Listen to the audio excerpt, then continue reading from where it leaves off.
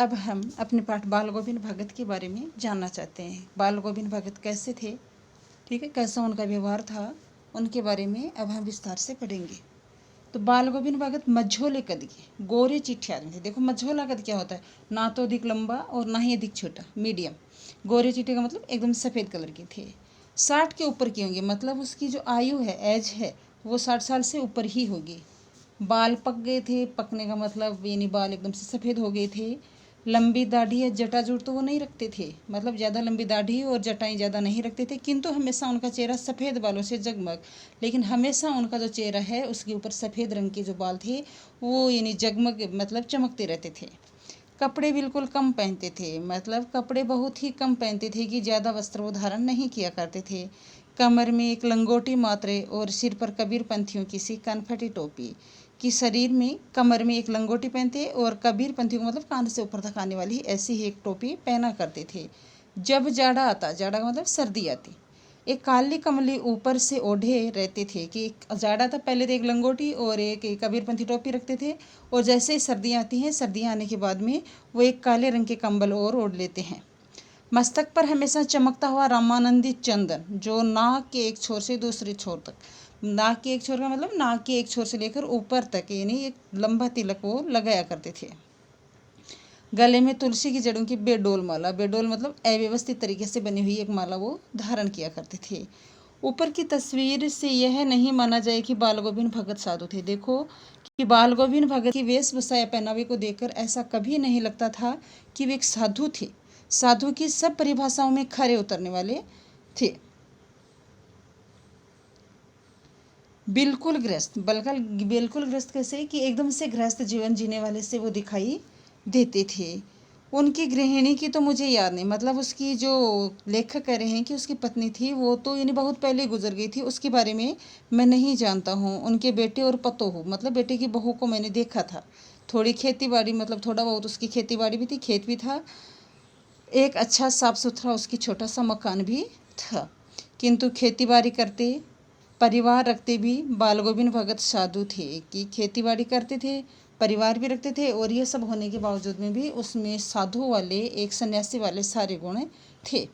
साधु की सब परिभाषाओं में वे खरे उतरने वाले थे। कबीर को साहब मानते थे, कि अपने जो वो अपना अनुयायी कबीर को मानते थे और कबीर को हमेशा साहब के नाम से ही वो पुकारा करते थे। उन्हीं के गीतों को गाते और उन्हीं के आदेशों पर चलते थे। कि कबीर जी द्वारा लिखे गए जो गीत हैं उन्हीं को वो हमेशा गाते रहते थे और उनके द्वारा सुझाए मार्ग का ही वो अनुसरण किया करते थे। कभी झूठ नहीं बोलते, खरा व्यवहार करते थे। कि वे कभी भी किसी के सामने झूठ नहीं बोलते थे और उनका व्यवहार है वो एकदम से स्पष्ट था, ना कभी झूठ बोलते थे ना कुछ और। किसी से भी दो टूक बात करने में संकोच, मतलब कोई भी जो स्पष्ट बात करनी होती थी उसमें वो संकोच नहीं किया करते थे, जो कहना होता वो किसी को कह ही देते थे। न किसी से खाम का झगड़ा मोल लेते, किसी की चीज़ को नहीं छूते, नहीं बिना पूछे व्यवहार में लाते थे। कि ना तो वो यानी बिना मतलब कि किसी कोई झगड़ा करते थे, ना ही किसी की कोई चीज़ को बिना पूछे वो अपने काम में लिया करते थे, छूते भी नहीं थे। इस नियम को कभी कभी इतनी बारीकी तक ले जाते हैं कि लोगों को कुतूहल आश्चर्य होता। कभी वह दूसरे के खेत में शौच के लिए नहीं बैठते। वह गृहस्थ थे, मतलब गृहस्थी का पालन करने वाले थे, लेकिन उनकी सब चीज़ साहब की थी। लेकिन उनका मानना था कि इस संसार में मेरा कुछ भी नहीं है, जो कुछ भी है वो साहब का ही है, ईश्वर का ही दिया हुआ है। जो कुछ खेत में पैदा होता सिर पर लाद कर उससे साहब के दरबार में, मतलब खेत में जितना भी अनाज पैदा होता था उस अनाज को अपने सर के ऊपर रखकर ही यानी कबीर के मठ तक यानी ले जाया करते थे, और वहाँ से प्रसाद रूप में जो वापस मिलता उससे वापस से यानी अपने घर गुजारा करने के लिए ले आते थे। इन सब के ऊपर मैं तो मुग्ध था। लेखक कह रहे हैं कि उनका ये जो व्यवहार था, इस व्यवहार के ऊपर मैं उसके ऊपर बहुत मुग्ध था। उनके मधुर गान पर जो सदा सर्वदा ही सुनने को मिले, सदा सर्वदा मतलब हमेशा हमेशा सुनने को मिलते थे। कबीर के वे सीधे साधे पद जो उनके कंठ से निकलकर सजीव हो उठते थे। आषाढ़ की रिमझिम, मतलब आषाढ़ जो देसी महीना होता है, आषाढ़ का महीना आता है, और आषाढ़ के महीने में जो बारिश होती है, रिमझिम जो बारिश होती है, उसमें समूचा गांव खेतों में उतर पड़ा है। कि सारा जो गांव है, गांव के लोग हैं वो खेतों में चले जाते हैं काम करने के लिए। कहीं हल चल रहे हैं, कहीं रोपनी हो रही है, मतलब कहीं तो लोग कुछ तो हल चला रहे हैं, कुछ अपने हाथों से रोपनी कर रहे हैं, धान के पानी भरे खेतों में बच्चे उछल रहे हैं कि धान यानी धान की रोपनी शुरू हो रही है और धान रोपने के साथ साथ में जो बच्चे हैं बच्चे भी यानी क्या कर रहे हैं, खेतों में उछल कूद कर रहे हैं, खेल रहे हैं। औरतें वहाँ कलेवा लेकर मेड़ पर उपस्थित हैं। औरतें कलेवा लेकर मतलब यानी उनके लिए जो कार्य खेतों में काम करने वाले लोग हैं उनके लिए यानी भोजन लेकर उपस्थित हैं, खेतों में उपस्थित हैं, यानी अपने खेतों की मेड़ के ऊपर, मेड़ होते हैं चारों ओर जो यानी पानी को रोकने के लिए दीवार बनाई जाती है, जो बनाई जाती थी मिट्टी से, उसके ऊपर बैठी हैं। आसमान बादलों से घिरा हुआ है, धूप का बिल्कुल नामो निशान भी नहीं है। ठंडी पुरवाई मतलब पुरवाई जो हवा है वो चल रही है, पूर्व दिशा से आने वाली हवा को पुरवाई बोला करते हैं। ऐसे ही समय आपके कानों में एक स्वर तरंग झंकार सी कर उठी कि ऐसे ही समय में क्या होता है कि अचानक ही कानों में एक सुंदर यानी जो आवाज़ होती है, एक तरंग मतलब झंकार उठती है, सुनाई देती है। यह क्या है, यह कौन है, यह पूछना नहीं पड़ेगा कि इसके बारे में कुछ जानने की आवश्यकता नहीं है। ये क्या है कि बाल गोविंद भक्त समूचे शरीर कीचड़ में लिथड़े, कि बाल गोविंद भक्त है जिसका सारा शरीर है वो कीचड़ में लिथड़ा, पूरे कीचड़ में लिथड़े हुए हैं, अपने खेत में रोपनी करते जा रहे हैं। उनकी उंगली एक एक धान के पौधे को पंक्तिबद्ध खेत में बिठा रही है कि प्रत्येक उंगली से वो यानी धान को इस प्रकार रोपनी कर रहे हैं कि मान लो एक कतार में एक लाइन में वो रोपनी करते हुए दिखाई दे रहे हैं। उनका कंठ एक एक शब्द संगीत के जीने पर बैठ चढ़ाकर कुछ ऊपर स्वर की ओर भेज रहा है और कुछ को इस पृथ्वी की मिट्टी पर खड़े लोगों के कानों की ओर, कि बाल गोविंद भक्त रोपने करते करते यानी गा रहे हैं और गाते हुए वैसे लग रहे हैं कि उसकी आवाज़ है, इसकी जो मधुर आवाज़ है कुछ तो जैसे मान लो स्वर्ग की ओर यानी जाती हुई प्रतीत होती है।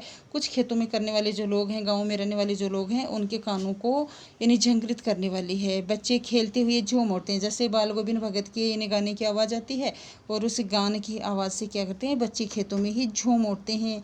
मेड़ पर खड़ी औरतों के और जो मेड़ के ऊपर खड़ी हुई जो औरतें हैं उनके होंठ भी यानी गुनगुनाने लगते हैं कि बाल गोविंद भगत के गायन को वो भी साथ साथ में गुनगुनाने लग जाती हैं।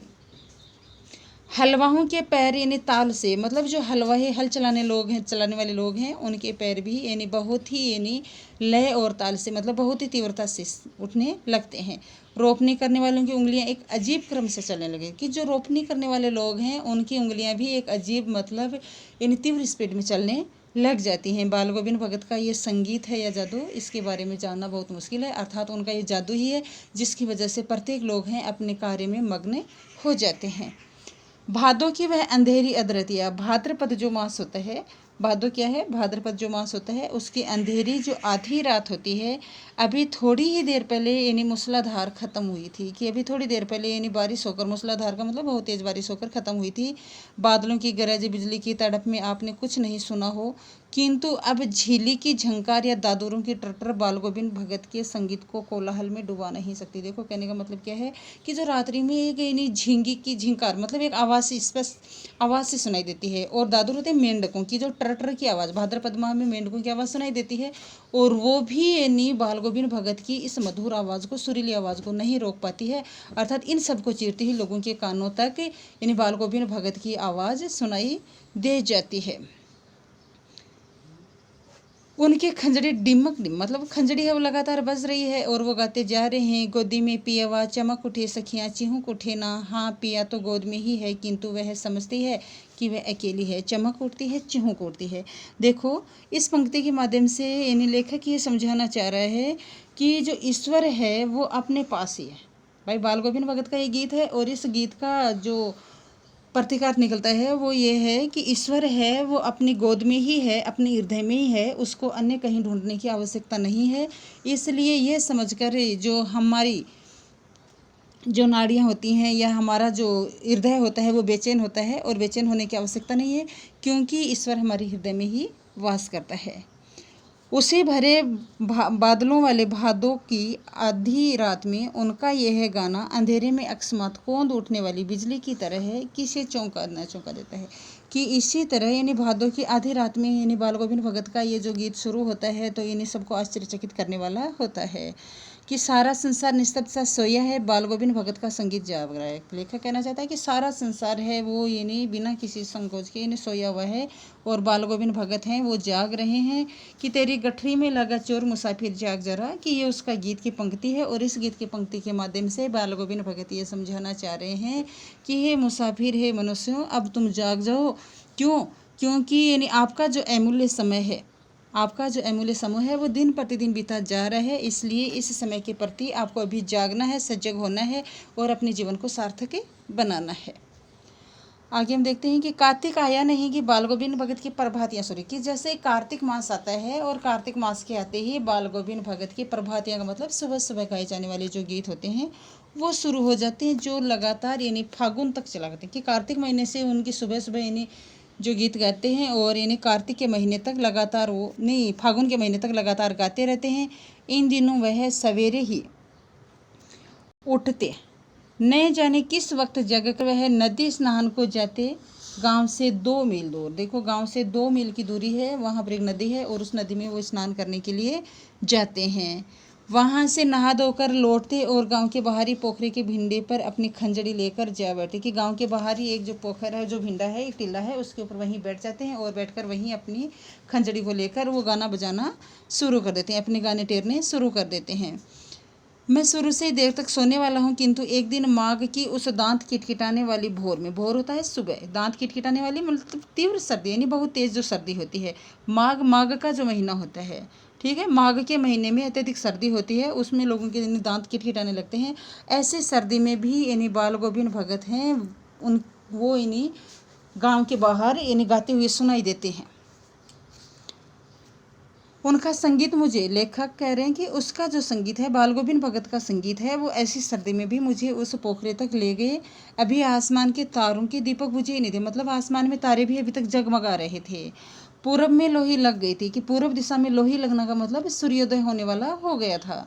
लालिमा दिखाई दे रही थी, जिसकी लालिमा आसमान के तारों के दीपक बुझे नहीं थे, नहीं को शुक्र तारा और यानी बढ़ा रहा था। कि जिसकी लालिमा को जो शुक्र तारा होता है वो उसकी सुंदरता को और भी अधिक बढ़ा रहा था। खेत बगीचा सब पर कुहासा छा रहा था। सारा वातावरण अजीब रहस्य से आवृत हुआ मालूम हो रहा था। कि सारे वातावरण के ऊपर एक अजीब सा रहस्य छाया हुआ दिखाई दे रहा था।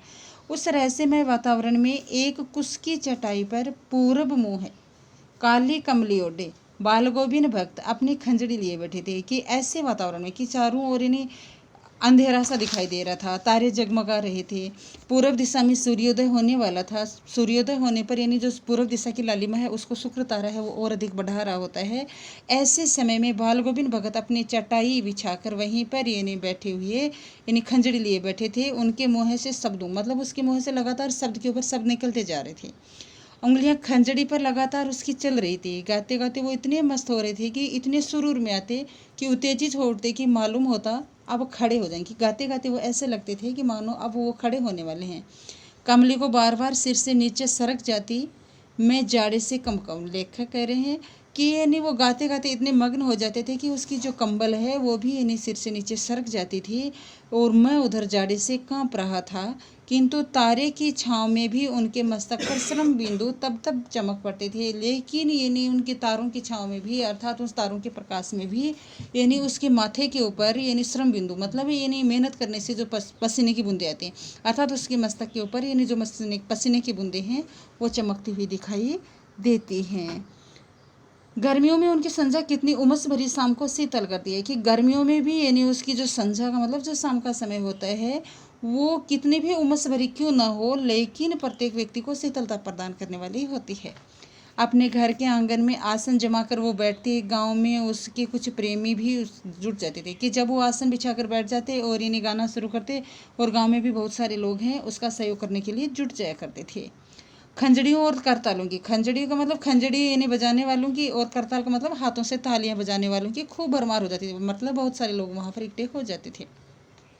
एक पद बाल गोविंद भगत कहे जाते, उनकी प्रेम मंडली उसे दोहराती तिहराती रहती थी। कि मतलब यानी आगे एक जो पंक्ति होती है वो बाल गोविंद भक्त गाते हैं और उसकी जो प्रेम मंडली होती है अर्थात तो अन्य जो लोग उपस्थित होते हैं वो उन्हीं पंक्तियों को दूसरी बार तीसरी बार बार बार दोहराते तिहराते रहते हैं।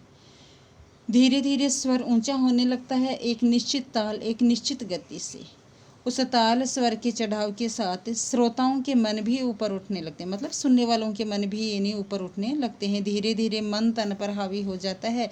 होते होते एक क्षण ऐसा आता है कि बीच में खंजड़ी लिए बाल गोविंद भगत नाच उठते हैं, कि बाल गोविंद भक्त इन्हें गाते गाते इतने मग्न हो जाते हैं कि वो इन्हें खड़े होकर नाचना शुरू कर देते हैं।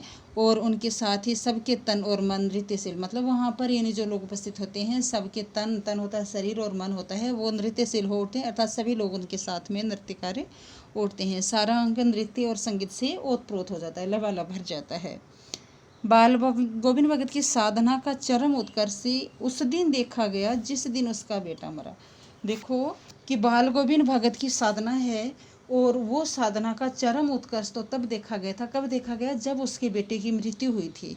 अब यानी इकलौता बेटा था, कुछ सुस्त और कुछ बोदासा, कि बोदासा मतलब एकदम से कमजोर था वो, किंतु इसी कारण बाल गोविंद भक्त उससे बहुत मानते थे। मतलब यानी कुछ यानी घर में ऐसे बच्चे होते हैं जो शारीरिक और मानसिक दोनों दृष्टि से कमजोर होते हैं, और ऐसे बच्चों को अपने माता पिता की बहुत आवश्यकता होती है, उसके प्रेम की बहुत आवश्यकता होती है। इसीलिए वो यानी बोधा भी था, सुस्त भी था, कमजोर भी था, और हो सकता है शारीरिक और मानसिक दोनों ही दृष्टि से वो कमजोर होगा। इसीलिए बाल गोविंद भक्त उसको बहुत ही ध्यान रखा करते थे। उनकी समझ में ऐसे आदमियों पर ज़्यादा नजर, कि बाल गोविंद भगत की नज़र में ऐसे आदमियों पर ज़्यादा ध्यान रखना, मतलब ऐसे बच्चों को ही यानी ज़्यादा ध्यान की आवश्यकता होती है, क्योंकि ये निगरानी और मोहब्बत के ज़्यादा हकदार होते हैं। बड़ी साध से उसकी शादी कराई। पतोहू बड़ी सुभग और सुशील थी। सुभग का मतलब बहुत ही अच्छी और सुशील अच्छे चरित्र वाली थी। घर की पूरी प्रबंधिका बनकर यानी भगत को बहुत कुछ दुनियादारी से निवृत्त कर दिया था, कि घर की पूरी, मैंने जब शादी करके जैसे भगत जी के घर में आई और आने के बाद में भगत जी को बहुत सारे कार्यों से उसने छुटकारा दिला दिया था, अर्थात घर की प्रबंधिका बन गई थी, अर्थात सारे कार्य अपने ऊपर उसने ले लिए थे। उसका बेटा बीमार है, इसकी खबर रखने की लोगों को कहाँ फुर्सत थी। देखो कोई भी घर में यानी कोई बीमार होता है, या बाल गोविंद भगत का बेटा है वो बीमार है, तो लोगों को कहाँ फुर्सत थी, कोई नहीं पूछता था कि उसका बेटा बीमार है या कैसा नहीं है। लेकिन मृत्यु एक ऐसी होती है कि जिसकी ओर सबका ध्यान चला जाता है। हमने सुना बाल गोविंद का भगत का बेटा मर गया, कुतूहल उसके घर गया, कि लेखक कह रहे हैं कि हमने सुना था कि बाल गोविंद भगत का बेटा मर गया है, इसलिए उसी समय पर यानी हम भी उसके घर गए थे और देख कर दंग, मतलब आश्चर्यचकित रह गए थे। बेटे को आंगन में एक चटाई पर लिटाकर एक सफ़ेद कपड़े से, कि बेटे को अपने घर के आंगन में सफ़ेद चटाई पर लिटा रखा है और उससे सफ़ेद कपड़े से ढक रखा है।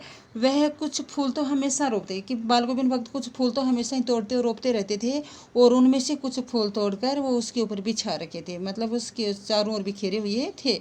फूल और तुलसी भी सिरहाने, चिराग का मतलब सिरहाने यानी सिर के पास दीपक जला रखा है। उसके सामने जमीन पर आसन जमाई गीत। देखो कि मिनी किसी भी घर में अगर मृत्यु होती है तो उसमें शोक मनाया जाता है, लेकिन बाल गोविंद भगत इसके विपरीत थे। उनका मानना था कि मृत्यु होने के बाद में आत्मा परमात्मा से मिल जाती है, इसलिए उत्सव मनाना चाहिए। इसीलिए वो अपने बेटे की मृत्यु होने के बाद में क्या करते हैं कि घर के ही आंगन में अपना आसन जमाकर वहीं लगातार गीत गाते जा रहे हैं। वही पहले वाला, पुराना का मतलब पहले वाला जैसा स्वर, उसमें कोई विषाद और कोई दुख के बिंदु दिखाई नहीं देते हैं। वह पूरी तल्लीनता। घर में पतोहू रो रही है, मतलब बेटे की बहू रो रही है, जिससे गांव की स्त्रियां चुप कराने की कोशिश कर रही हैं, किंतु बाल गोविंद भगत लगातार गाए जा रहे हैं और बीच बीच में उसे इन्हें चुप भी करवा रहे हैं। और चुप करवाते हुए वो उसे कह रहे हैं कि आत्मा है जो परमात्मा के पास चली गई है, अर्थात विरहिणी आत्मा के का परमात्मा से मिलन हुआ है, इसलिए अब घर में उत्सव मनाने की आवश्यकता है।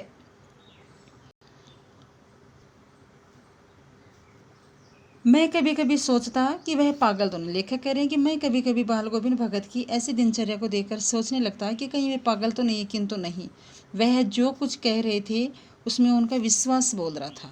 वह चरम विश्वास जो हमेशा मृत्यु पर विजयी होता आया है, कि यानी बाल गोविंद भगत जो भी कुछ कह रहे थे वो पूरे विश्वास पूर्वक कहते थे, और वो विश्वास भी ऐसा होता था कि मान लो मृत्यु के ऊपर उसने विजय प्राप्त कर ली हो। बेटे के क्रियाक्रम में तुल नहीं किया, पतोहू से आग दिलवाई। देखो हमारे जैसे भारतीय हिंदू धर्म में ऐसी परंपरा है कि यानी मृत्यु के बाद में जो क्रियाक्रम किए जाते हैं वो पुत्र या भाई के द्वारा करवाए जाते हैं। लेकिन बाल गोविंद भगत में इसमें भी यानी कोई रूढ़िवादिता नहीं दिखाई है कि जो क्रियाक्रम किए वो पतोहू से आग, कि उसको आग अपने बेटे या भाई की जगह किसे दिलवाई है, पतोहू से, मतलब बेटे की बहू से आग दिलवाई है। किंतु जो ही श्राद्ध की अवधि पूरी, कि यानी जो श्राद्ध की अवधि जो समय होता है वो पूरा होता है, पतोहू के भाई को बुलाते हैं और बुलाकर उसके साथ भेज देने के लिए आदेश देते हैं और उसे कहते हैं कि उसकी दूसरी शादी कर देना।